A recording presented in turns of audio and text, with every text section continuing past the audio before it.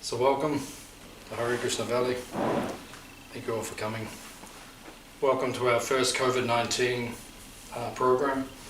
First time we've done a program since everything changed in the world. We'll look back at 2020 in the future as the year that everything changed. Life will not be the same anymore. We don't know how different it will become, but it will be different from now on. It won't be the same.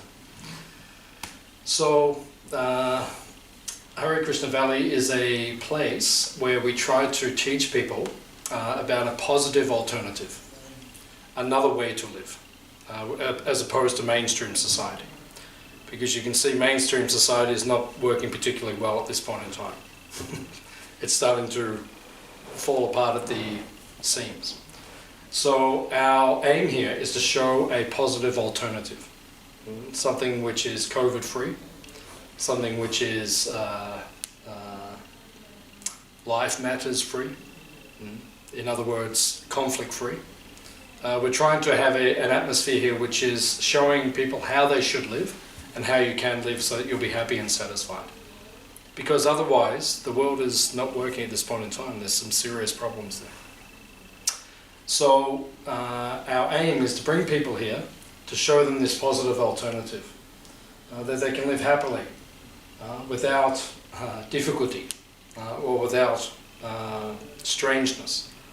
Just live normality. We try to have a sane atmosphere here, instead of an insane atmosphere. So the reason that we're practicing what we're practicing here is to show the world the opposite alternative. Where did this whole COVID virus come from? What caused it? Actually, that's a silly question because as soon as you say something, someone says, oh, actually it was something else which caused it. But generally, what's the general cause? What would we understand? Someone decided to eat a bat. Yeah, a bat. Or people have different alternatives of which animals it came from. But basically, it's from eating animals. Yeah, basically, that's where it's. Of course, we could go into a whole other direction, that it could be from another cause, but we won't go there. But basically from eating animals. So what do we do here at Hare Krishna Valley? We forbid people to eat animals. If you want to do that, you go some other place. But here animals are protected. All life is sacred. Right? The humans are sacred. We won't have you for dinner, or for lunch, or for breakfast or a snack in between. We don't treat like that. Why would we treat the animal like that? We don't treat the human like that. When we say we're having a feast, it doesn't mean one of you. We'll just see which one it is today. Which one does it? No, we don't do like that. We decide to live peacefully. This is called ahimsa. Ahimsa means no violence. We will not commit violence unnecessarily. Here everything is peaceful. It is called Shantidam, which means a place of peace, actual peace. So, because the world has become problematic, we want to show the opposite alternative. And in the ancient teachings of India, in the Bhagavad Purana actually, which is on the bookshelf at the back, on the second shelf that's 18 volumes, that's actually just one book. It's called Bhagavad Purana, or Srimad Bhagavatam. And in the 12th part, the final part, all of the great scriptures of the world, the final part or the final chapter is entitled Revelations, just like in the Bible. The final chapter is called Revelations. So they tell you what's going to happen in the future. This is what is coming. So enjoy yourselves. This is what will take place. So in the Bhagavatam, it gives a very elaborate description of what will happen in the Kali Yuga. Has everyone heard of this term, Kali Yuga? Anyone not familiar? You've all heard of it. Oh, Kali, okay. So Kali Yuga. Yuga means age. Just like there are 4 seasons in Australia. In India there's 6 seasons, but because they have monsoon, there's extra seasons. But in Australia we have winter, autumn, summer, what was the other one? Spring. So we have 4 seasons. And then in the universe, we have 4 ages in universal time. And when you go through the four, it takes 4,300,000 years to go through the four, and then they start again. This is our version of reality. Modern science will give you a different version of reality, which we don't agree with. And they don't agree with us, so you have to take you have to decide for yourself, which you... But the way we describe it is, after 4,300,000 years, the ages change gradually, and you have a full cycle.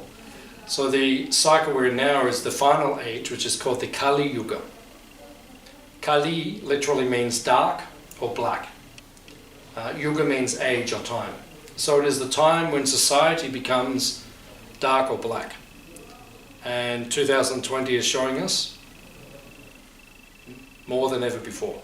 Maybe not more than ever before. I mean, 1939 to 44, I think we saw the worst. But we're seeing again problems arising. Probably not on the magnitude that we've seen for about 70 years now. So the Kali Yuga means the dark age. And it's called the age of quarrel and hypocrisy.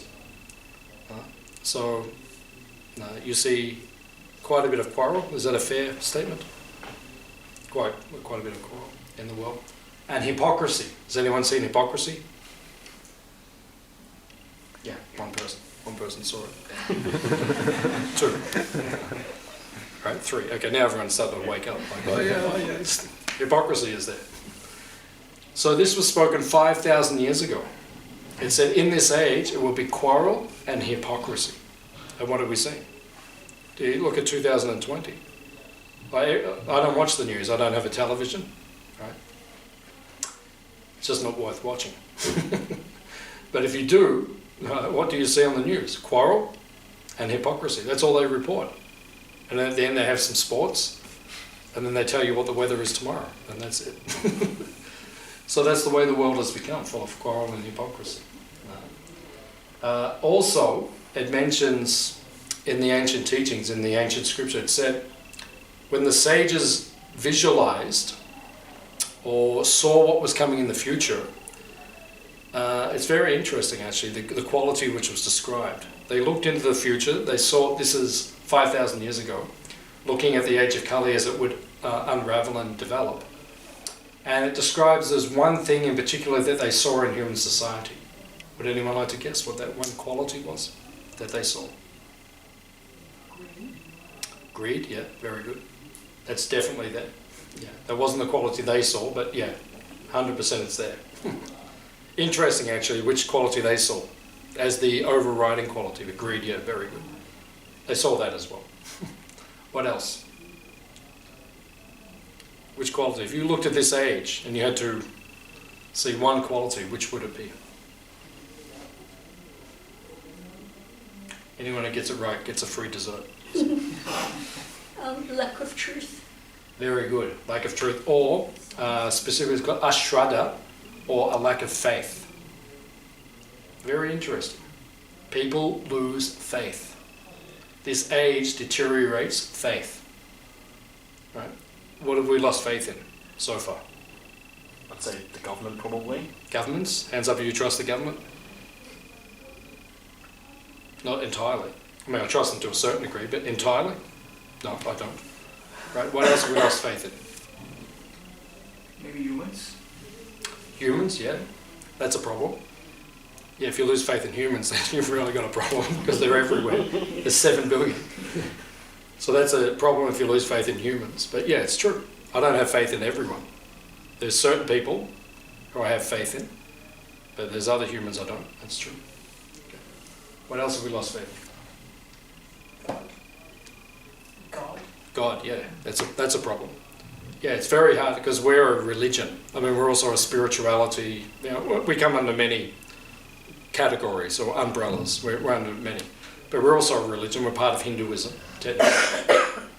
So it's difficult because you want to teach people about God, and people are like, well, I'm not sure if there is a God, and if I look at all the religions, you know, I don't like the way they operate, and I don't know what they've done to people. And, you know, every time you turn on the radio, I hear about, like, you know, child abuse from the Catholic Church. You know, I was listening to the radio, I think, the last 6 months, and every time I turned it on, that's what they were talking about. And then it's very hard for us to come along and say, oh, by the way, it's okay, God is still there and he's good. Yeah, and then people say, yeah, but, you know, look at the religions, you know, we go towards a religion, they do this. People are losing faith, even in God. You know, that's a real problem. What else have they lost faith in? Family. Family, yeah. Can't even trust your family a lot of the time now. That's true. That's true. Very good point. If I look at my family, I would have to say, yeah, there's only certain members in the family I would trust. I have faith in. That's true. Good point. What else? Well, I think sometimes you lose faith in yourself. Yeah, even in yourself. Can't even trust yourself anymore. Yeah, I think sometimes you think you're doing, well, I know I'm not obviously doing everything right, but sometimes you think you're doing okay, and then something bad happens and you have to reevaluate what you're doing because you think you were doing okay, and then it's like, well, what am I doing? Mm. Yeah, that's very good. That's an interesting point as well. I didn't think of that one as well. We even lose faith in ourselves. You know, are we actually acting the right way? That's a very interesting point, because in our tradition, the way that you don't lose faith in yourself is that you take shelter of a guru. Because then, as you say, you may make the wrong decisions. But if you have a guru, the guru always guides you in the right way. As long as the guru's okay. So even that's a problem now. We're seeing the gurus. You know, I won't name people, you know, who have big haircuts and things. I won't name anyone, but, you know, we've seen cheating, like it's everywhere. So we're in the age of Kali. It's hard to have faith in anything anymore. So in the ancient teachings it says, Kali, Kale, Dosha, Nidhe, Rajan. This is in the Bhagavatam. It's spoken 5,000 years ago. It says, in this age of Kali, Kale Dosha. Dosha means fault, defect, problems. Kale Dosha, Nidhe. Niti means the ocean. This age, Kali Yuga, it says is an ocean of faults. Right? It's like when you look into the ocean, it just keeps going. It's like, how many faults are there in this day and age? Well, it just keeps going. You know? Especially in the last 6 months, I've been looking more deeply at things. You know, I've always heard society has problems, but when you look deeply, it's even surprising me how messed up it is, actually, when you really go to the roots of the whole thing. There's a lot of problems there.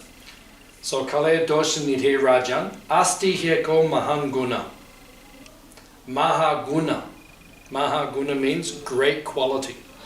Eka means one. Even though there's an ocean of faults, there's one great quality. Kirtanadeva Krishnasya. Kirtan means chanting, like we were doing just before. The names of Krishna, God. Like that. When you come together and you chant like that, then it's all the problems, even though there's so many problems in the world, they dissipate. I've been doing this chanting for 30 years. And whenever I do it, I just feel all the problems just dissipate. And we do this chanting every day. Right? We do it every day. And when you do it every day, what takes place? The problems in your life dissipate. The more you do the chanting, the more the problems go away.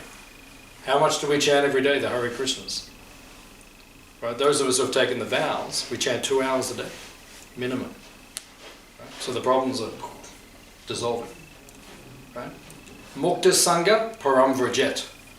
Mukta Sangha means you will be liberated from all the problems. Param Vrajet means you will go back to the supreme abode at the end of your life. You'll go back to that place which is beyond this world. Paravyoma means it's another place. Some people call it heaven. Some people call it, in our tradition, we call it Vaikuntha. Now, what does Vaikuntha mean? No anxiety. No anxiety. A place where there is no anxiety.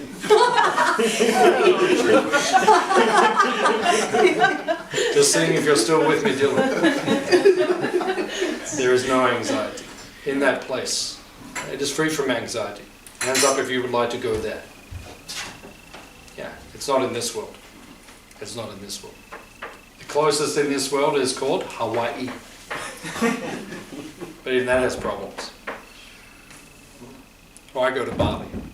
You know, I go to Bali if I want to get out of the, you know, and even that's not perfect. No, it's good. It's not perfect. So you can go anywhere in this world, but there are problems, guaranteed. Just like a few years ago, one of my friends, she works in Cairns, which is like in Australia, a very tropical place, very beautiful place. She works in like a 5-star resort. And she said people were coming from overseas, you know, they book their holidays and they pay a lot of money. And they arrive there and, you know, they get into the 5-star resort and they get their room and it's beautiful, and then they go and sit on the beach. And that particular year, for about a month, there was these marsh flies in Australia, like famous flies. When they bite, they hurt. But there was like a swarm or a plague or something. And she said all the people, I mean, try not to laugh, but you know, all the people pay thousands of dollars to come here and they couldn't even sit on the beach. Because every time they sat on the beach, it was boom, boom, boom, boom, boom, boom, boom, boom. And you know, they're putting repellent on and they didn't do a thing. And people were going crazy. You know, we want our money back. You know, you told us to come here. You said it was such a nice holiday and we get here and we can't even sit on the beach. What sort of a place is this? You know, but you can't plan for these things. So that's the nature of this world. But there's one place where there are no marsh flies. That is Vaikuntha. That's where Krishna lives. We see God as a bluish cowherd boy. Right? You see in all the pictures, he's a bluish cowherd boy. Like you see.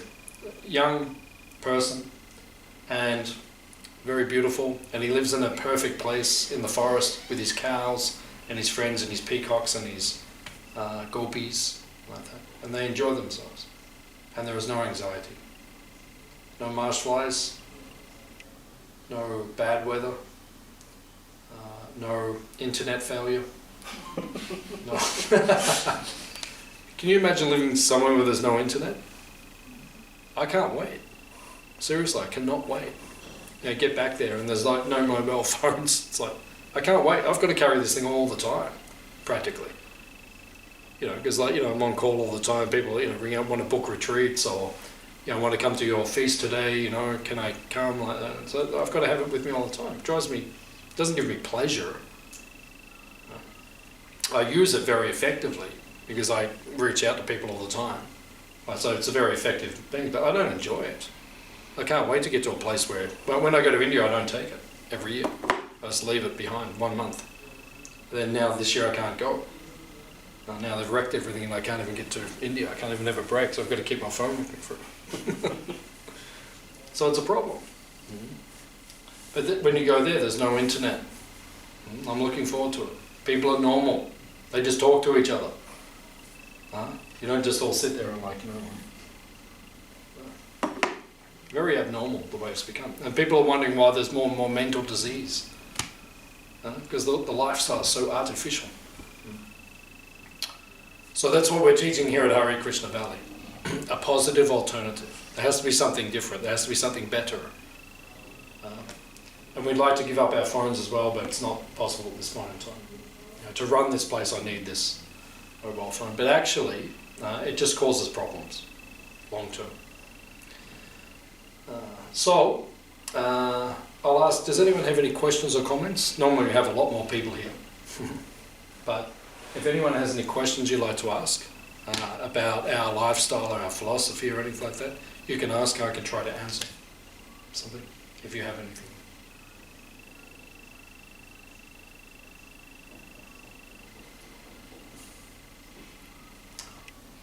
Any other questions? Yeah. I have a curiosity. Of course. So you've mentioned the Krishna that's with the gopis. Yep. But he's honoured in different forms as well. The stealer of the butter and the chariot person, driver. Yeah. Was he the driver? No. Yeah. Yeah. In the Bhagavad Gita. So is that not part of it all too for you here, for you guys? What's the question? I didn't get that. That you just highlighted only one story. Oh, one story. Yeah. Yeah. No, I mean, when he came, we believe he's God. That's how we believe. We actually believe this. You know, God's a blue cowherd boy. But that's what I'm asking. So Yeah. No, I'm going to elaborate. Yeah. I'm just yeah, we actually believe this. Sometimes people think we're crazy, but we actually fully believe that God is a blue cowherd boy. But for me, it's not that radical because, you know, the other half of the population believe that humans fell out of monkeys. You know, it's like it's just a different belief system. That's all. So it's just a different way of seeing the world. I believe that this is correct and this is true because the lifestyle leads to completeness and satisfaction. So to believe that he is that cowherd boy, then that is, to me, it gives the deepest meaning to existence and satisfaction to serve God, to serve that cowherd boy. Now when he came to earth, we believe he actually came to earth 5,000 years ago, south of Delhi. And he appeared in Brindavan. Have you been there? no. Brindavan, yeah, he appeared there. I go there every year, except for 2020. But usually I go there every year. So he appeared at this place, this sacred place, and he stayed on earth for 125 years. So he lived for about 10 years as the cowherd boy, as the free lad who was enjoying himself. At the age of in human years, around about the age of 11, he moved to Mathura, which was the nearby city, and he took up his responsibility of being a prince. And that's when he became the driver of the chariot and all those things. And then he moved to Dwarka, which is on the west coast of India, and he lived actually on the ocean for around about 90 years in his capital, and he ran the Yadu dynasty. He was the prince of the dynasty. So we give equal importance and equal respect to all phases of his lila or pastimes. Although that being said, we're a little, like everyone has their favourite portion of history, yeah. So we favour Brindavan, because Brindavan is where he was just carefree and sweet. It's like, you know, if you're a prince, you know, you're a prince. So you're regal, you're powerful. You know, even he didn't enjoy it as much. He actually said on many occasions, I wish I was just back in the forest with the cows. But he had to be responsible. So he went to this, he became a emperor effectively. But so for us, because that's what he enjoyed the most, that's what we enjoy the most. And especially he likes being with the cows. And anyone who lives with cows, like after lunch today, you're welcome to come with us. We're going to go and feed our cows. Someone sponsored some special treats for the cows today, so we're going to go. If you'd like, you can feed the cows. And it says that wherever cows are protected and wherever they're nurtured and looked after, the whole place becomes auspicious. Good fortune arises. So here we have 23 cows and bulls, and we look after them. And they live without fear in 5-star accommodation. And they get fed whatever they want practically, and they just enjoy life. And when you do that, God himself, Krishna, blesses you. So because he especially enjoyed the time that he spent with his cows, then we also are attracted to that portion of his existence. Would you like to add anything or ask it more? No, you've read it. Thank No, you. that's good. You've read about him? About Krishna? I was yes and no. Okay. How do you describe yes and no? Well, yes and no. We've come across him Yep. and some of the stories. Yep. And I was curious that you just highlighted one aspect that you've answered one, because this is the part that is celebrated by most. Yep. And I was just wondering Yeah. why that was. Well, anyway, because that's why. Yeah. Yeah. But I didn't know that before. Yeah, that was his, it's like when you look back at our life, you know, like I'm 50 now, so I look back at my life, and I think, oh, that was the portion I enjoyed the most. You know, we all do that. You know, there's like highlights like that. So then he's like that as well. So when he came to earth, he had to show responsibility. Because we have to be responsible in this world. You know, we all live here at Hare Krishna Valley, it's peaceful and everything, but we also have a responsibility to help society. So, you know, he showed his responsibility, he went out and became a prince. So we also have to do like that, we have to get involved. Even though we know what we're getting involved with isn't particularly pleasant. But we have to do it, we're duty bound. So, thank you very much, nice question. Any other questions? Or Dorothy Dixon, yes, madam. if we love Krishna so much, Yes, Dorothy. where did the chanting come from? Oh, then. The gopis did it. Ah. They couldn't forget his name. They were enchanted by him. You know quite a lot. Well, they were.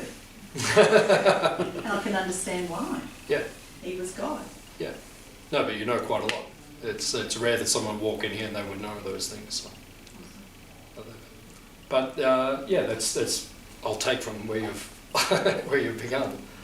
I was going to start at a lower level, but you've gone to a very high level very quickly. So yeah, it was ultimately because Abhini Twa Nama Nama No, which means the name of Krishna and Krishna are non-different. Just like Shakespeare said, a rose by any other name is still as sweet. Words to that effect. So you can call a rose a daffodil, or you can call it a gardenia, or you can call it a whatever you like, but it still smells like a rose. So the name, the nomenclature, and the object are not the same. Names are just temporary. Like I can give you a name, I can call you Tim, or Bill, or Prasen, or anything, I can call you anything. It doesn't matter. You know, names are just, you can put them on, you can take them off. But when it comes to Krishna or God, the name is eternal. Abhini Twa Nama Nama No means it is non-different. Nija Sava Shaktis, which means in the name of Krishna, all the energy of God is present in the name. So when you chant, what is God full of? Love, very good. So, someone said? Very good. Knowledge and bliss. So if someone's full of bliss, then when you chant their name, by associating, because it is non-different, you say their name repeatedly, Krishna, Krishna, Krishna, you will feel bliss. Because the bliss is fully contained within that name. It is non-different from that name. That's why we chant, and that's why we feel blissful. Sometimes people say to us, Hare Krishna people always look happy. Why is that? Because it's our job description. We sign a contract when we become Hare Krishnas, you have to look happy all the time. We say, okay, we'll do it. Right. No, it's because when you chant the names of Krishna, you will feel happy. That's why the more you chant, you'll feel blissful. Right? And when you stop chanting, you will feel the presence of God or the presence of Krishna distance. So the gopis, who were Krishna's most closest friends, they would chant his name all the time. And because they were chanting, they were the most blissful. So we aspire to follow in their footsteps also. Anyone like to add anything else, Dorothy? No? Any other questions? Or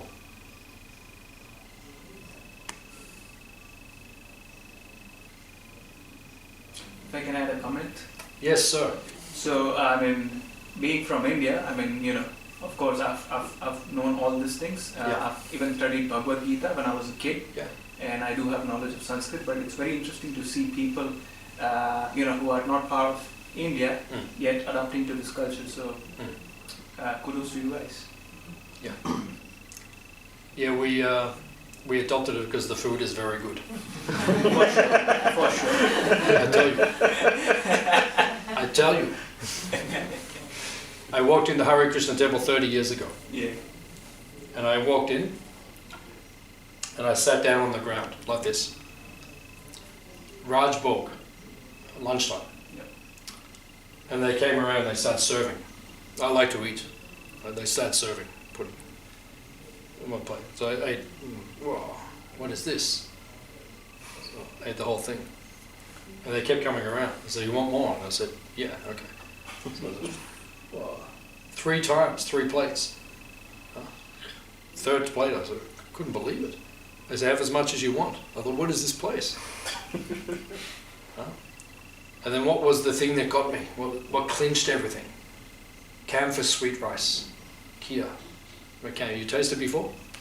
Yep. Kia with the camphor? Yep. Like, offered to Krishna Prasad. Just like now, my wife is offering them the meal we cooked. We always offer it to God first, to Krishna. He tastes it, and after he tastes it, it becomes blessed, it becomes pure, it becomes prasad.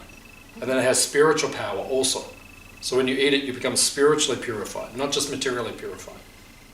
Krishna says in Bhagavad Gita that if you eat the food which is not first offered to him, even vegetarian food, it is pap. Pap means like sinful. Yeah, it means that you will get karma because you took the carrot, or you took the rice, or the apple. And so you took some life. When we jiva jivasya jivanam, it says in the Vedas that to sustain your life, you have to take another life. Even we have to, when we eat, we're taking life. We kill the carrot.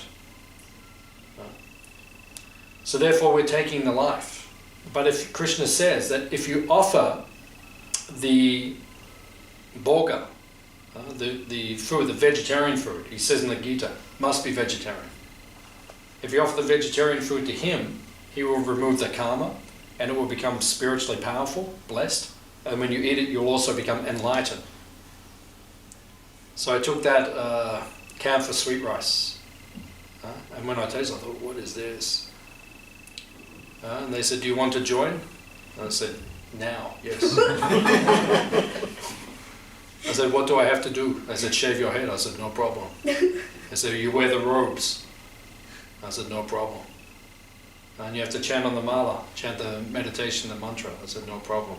Just keep giving me the camphor sweet rice.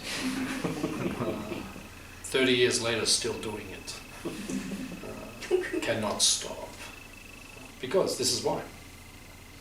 So Krishna makes this very important point.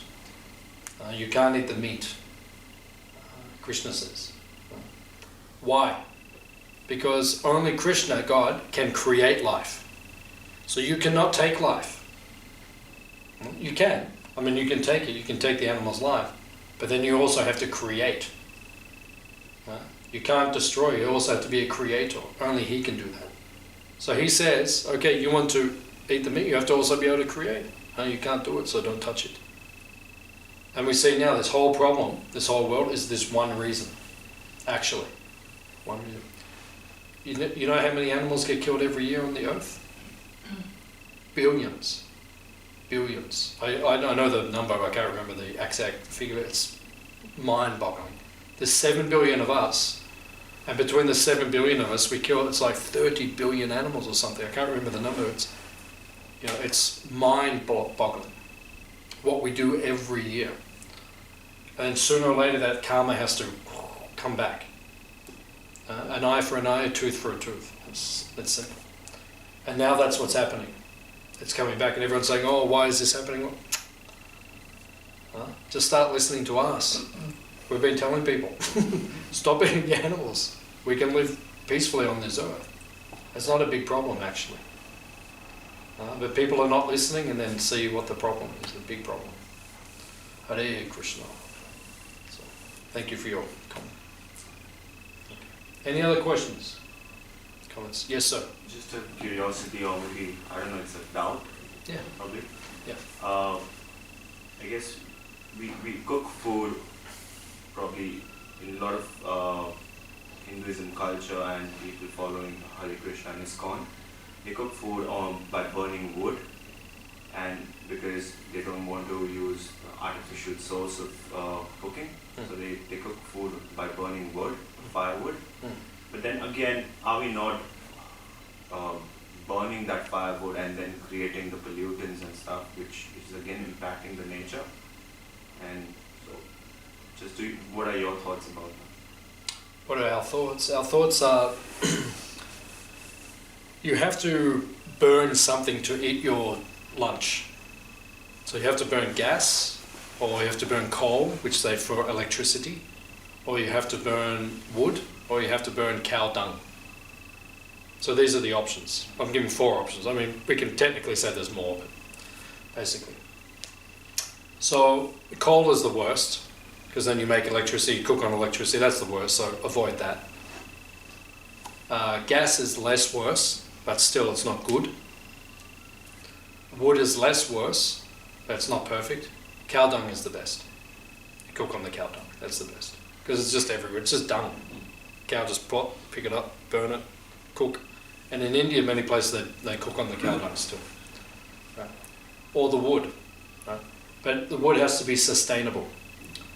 Basically the problem is, or the real problems came about around about 150, 200 years ago with industrialization.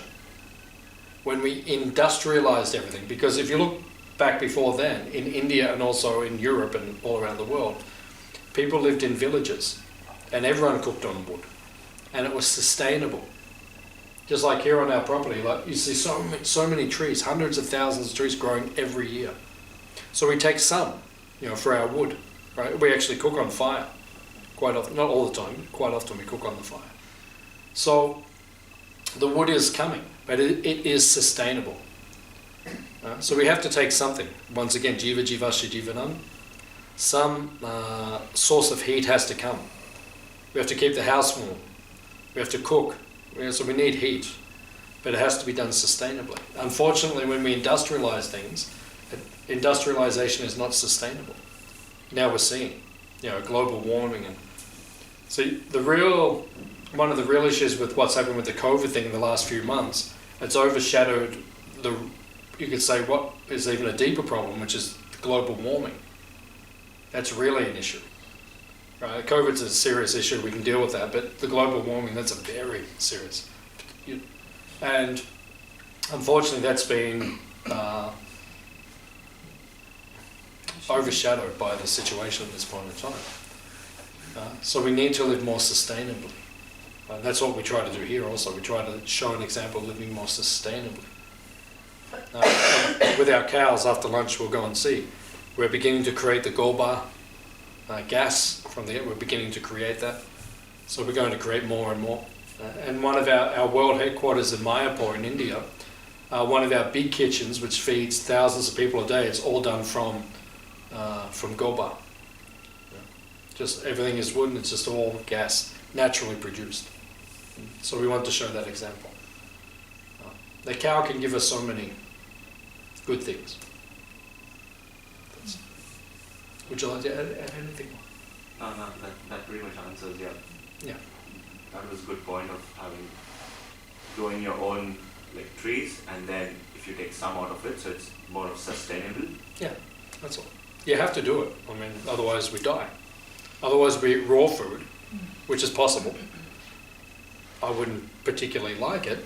I could do it, but I wouldn't enjoy it. If I just had to eat just raw food, just pick the carrots and eat raw all the time, wouldn't I? I'd rather cook it and make some nice sabji, and that would be more pleasant. But we could do it. But generally, we need to cook, so we just have to work out sustainable ways. And we were doing it sustainably, and in 200 years, we basically wrecked everything. Earth's been here for thousands of years. But you look in 200 years, mankind has just made the biggest mess you could make.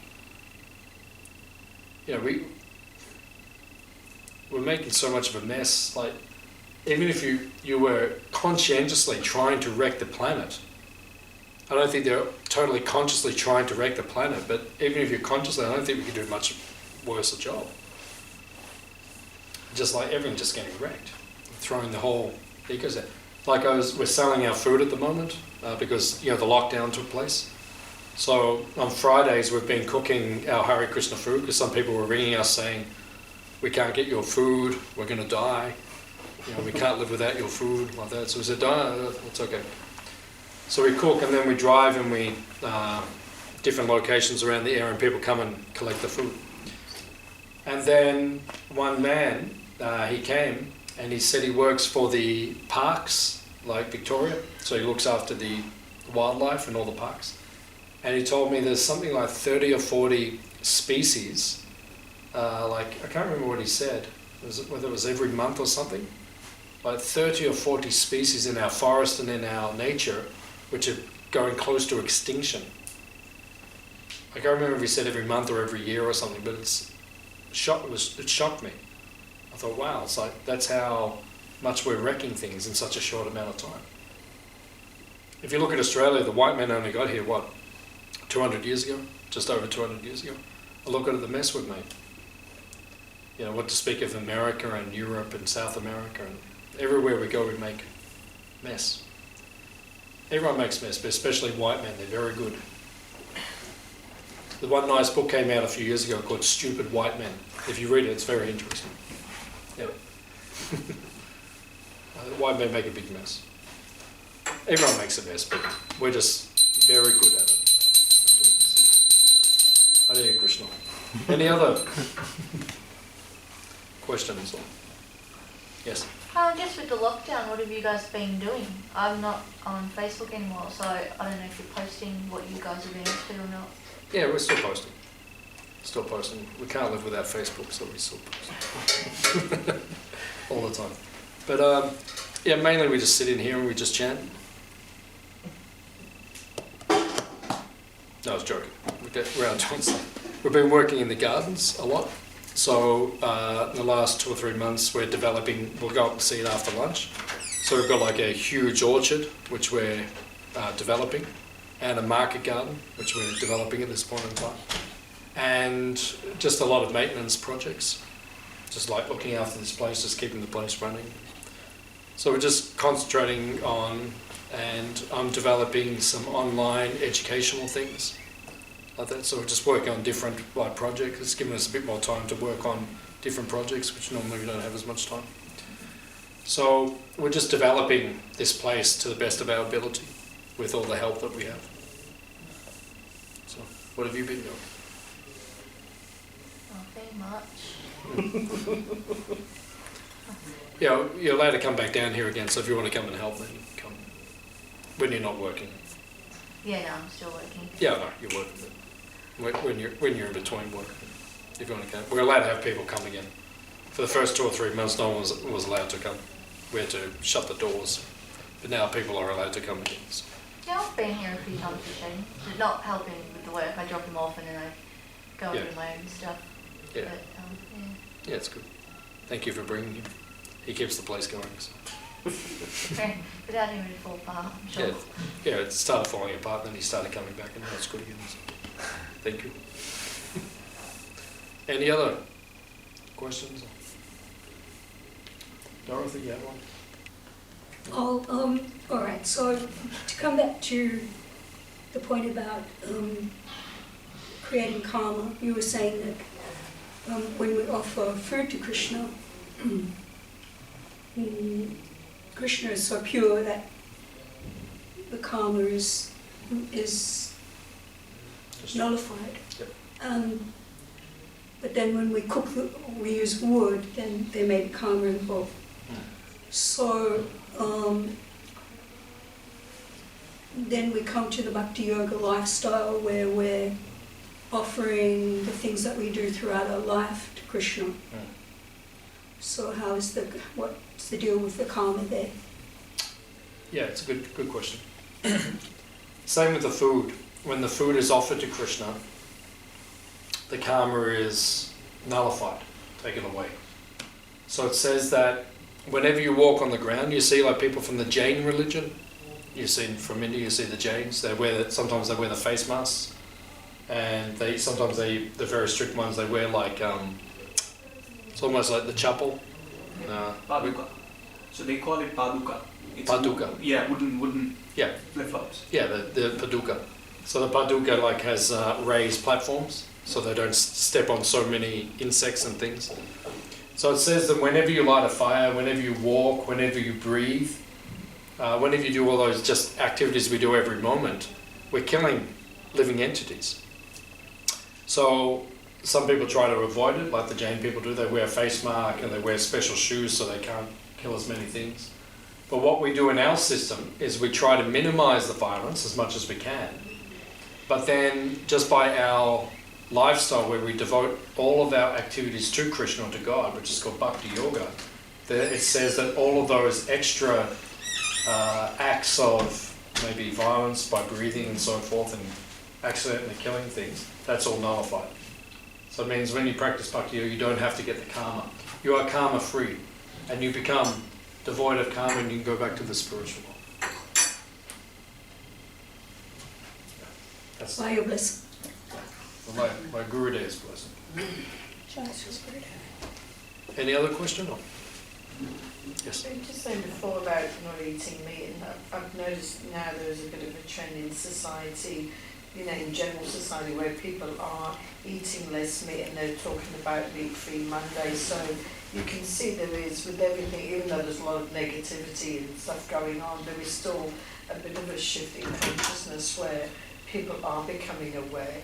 And I mean, some of it's from a health perspective, but then you've got the vegan movement, which again comes from that sort of not just health, but from, you know, that sort of caring about the animals, and you know, so it's, I mean, it's a bit of a positive in light of everything else that's going on. You know. Yeah, there's some positive there.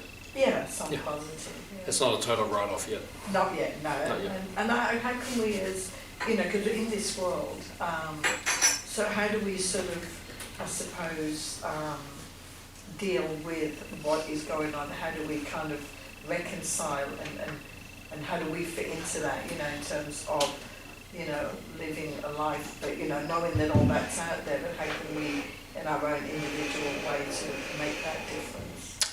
Yeah, we just have to educate people as much as we can. Mm. Like send out as much information as knowledge as you can. So, you know, Facebook's good for that. You know, Facebook is the king.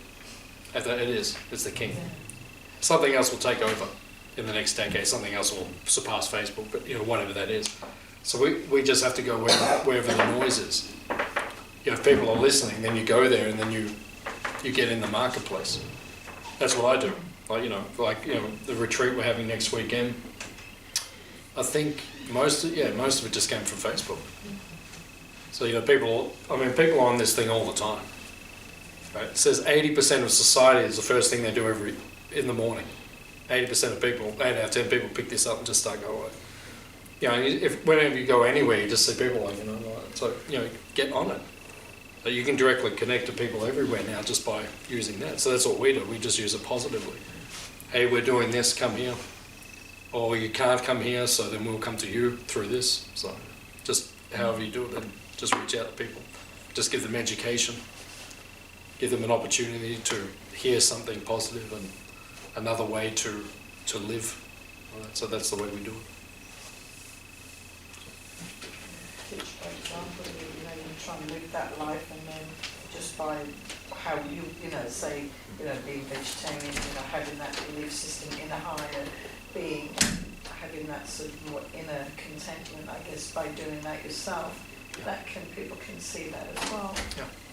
Yeah, you have to practice what we're talking about. You know, if we're saying, oh, you know, love and peace and mung beans, but then people come in and there's no love, there's no peace, there's no mung beans, then it doesn't work. You've got to make sure it's working. And now what science is doing now is I heard this recently, they want to produce meat in laboratories through cells. So they'll take cells and then they'll grow meat in laboratories so people who want to eat meat can eat it without animals having to be killed. So we don't think that's the best way, but, you know, at least they're starting to think alternatively to other. If they do that, then we can say, hey, okay, let's go now the next step. Let's not worry about it at all. They're talking about these things. They're saying even within the next 10 years they can develop these things. So we'll see. Non-meat meat. The world is getting weirder. What's wrong with just getting a vegetable and just offering it to Krishna and taking prasad? What's the problem?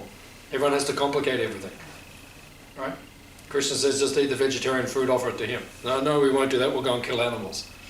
And now we won't kill animals. We'll create cells of animals in the laboratory and grow. It's like they have to complicate everything. You know? Our food's good. Why do you have to worry about anything else? I can honestly say, I swear to Krishna, to God, the last 30 years I've never once thought of eating meat. The next 30 years I'll never once think of eating meat. I used to eat meat before I became a Hare Krishna, but Never thought. But the food is so good, why would I think of it? Don't even think. I don't think, oh, wish I had a burger or something. Just, we have our own burgers, they're better. Better than Hungry Jack's. Hungry Krishnas. They don't exist. There's no such thing. Yeah, there's no such thing. Yeah, well, one day there might be. Well, it used to be Gopal's Burgers. Yeah, Gopal's Burgers. Yeah, we did have it, Gopal's Burgers, down in Swanston Street. Didn't last very long. It was before its time. We had a burger shop on the ground level at Swanston Street below. It only lasted about 3 months, late 80s.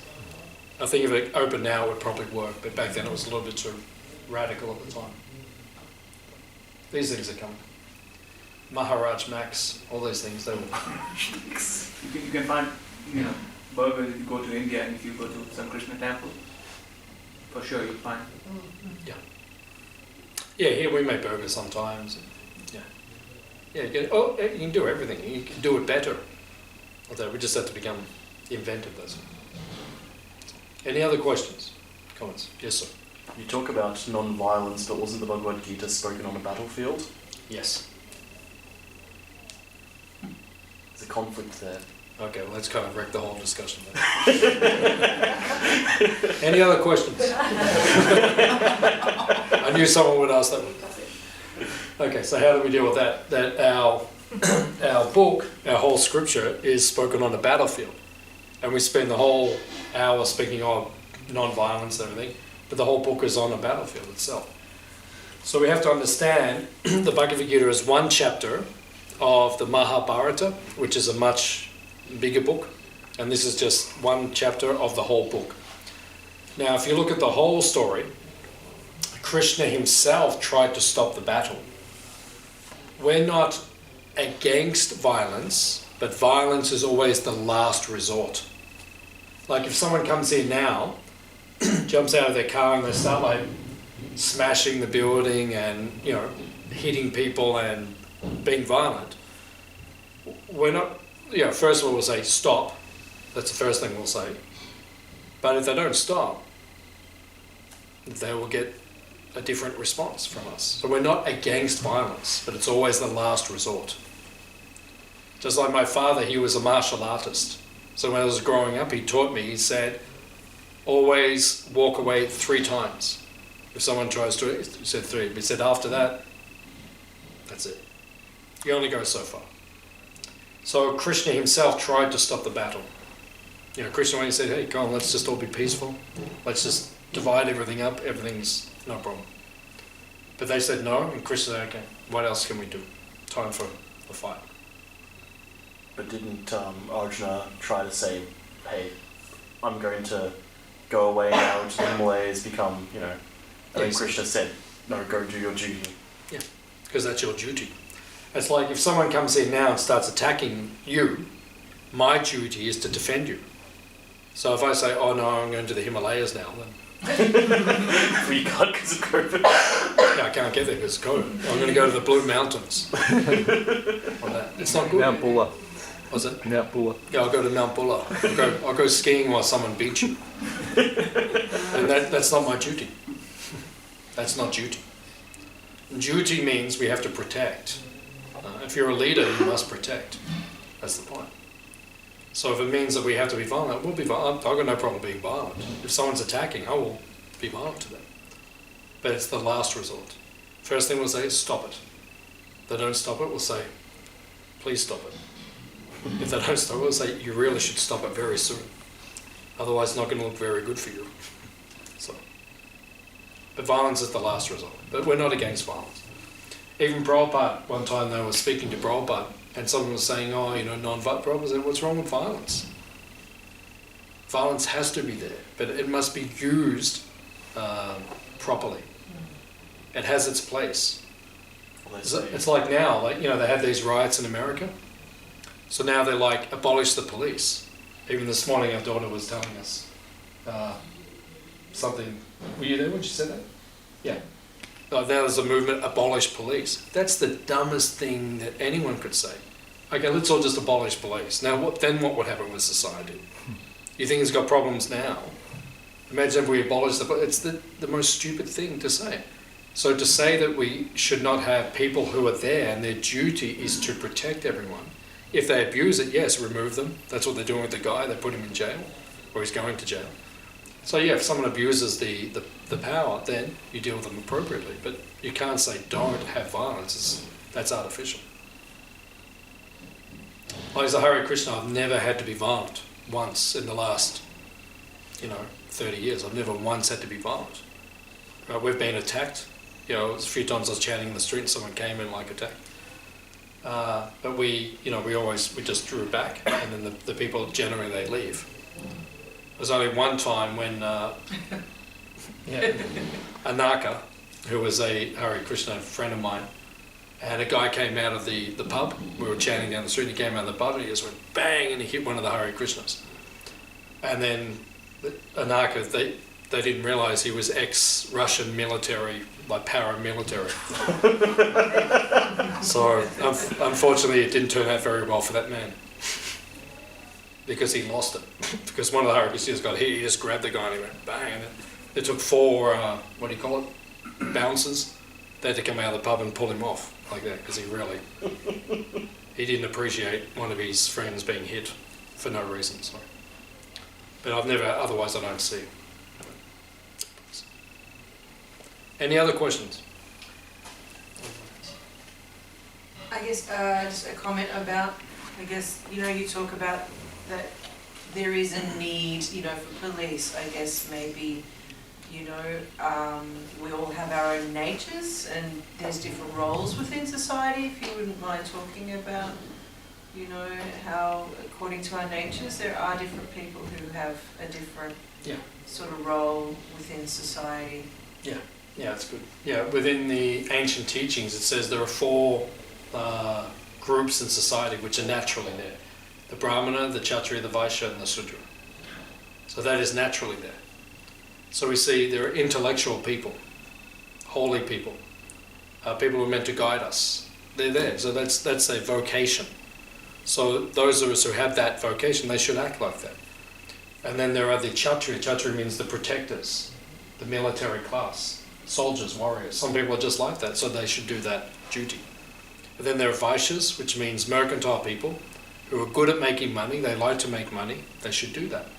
And Shudras means those who provide practical skills. Like these days we have plumbers, electricians, all these things. So we need these people. So people naturally fall into one of those 4 categories. So we should do our duty or act according to our nature. But in our teachings we say act according to our nature for Krishna. So if you're a protector, protect for Krishna. If you're good at making money, make money for Krishna. Right? If you have skills, use it for Krishna. That's all we say. Yeah, thank you. It makes sense. You naturally see that. We see those 4. Yeah. Even to this day, people, if you look at yourself, we all fall into one of those categories. So find your nature and then just that's what Prabhupada would say. He would say, find what you're good at doing and then do it for Krishna. That's nice. Any other questions? Comments? Is anyone hungry? Yes. Okay, one man, so you please go into the next one. We'll see the rest of you next time. But it's ready. Are we eating inside or outside? I think it's set up inside. Inside. So if you go into the next room, and then you can eat outside, or we ask everyone to social distance while eating.